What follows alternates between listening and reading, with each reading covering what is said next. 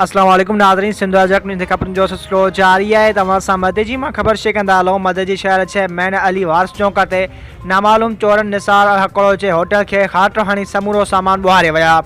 Hotel में पियल लखनि रुपयनि जो सामान LCD रोकड़ रक़म समेत होटल जो समूरो सामान खणी विया। होटल मालिक थाने ते पहुची नामालूम चोरनि ख़िलाफ़ मदे जी थाने ते NC दाख़िल कराई, जॾहिं त पुलिस जाइ वारदात ते न पहुती। होटल मालिक निसार हकड़ो मीडिया से ॻाल्हाईंदे चयो त होटल में पियल समूरो सामान 1 लख रुपयनि जी LCD बैटरियूं ऐं टेबलुनि जा ताला तोड़े रोकड़ रक़म ऐं ॿियो सामान ॿुहारे विया आहिनि। चोरियुनि जो आज़ार तमामु घणो वधी वियो आहे।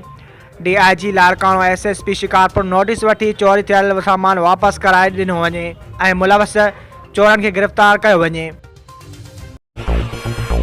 वधीक ख़बरूं ॾिसण लाइ विज़िट कंदा असांजी वेबसाइट www.sindhajraknews.com।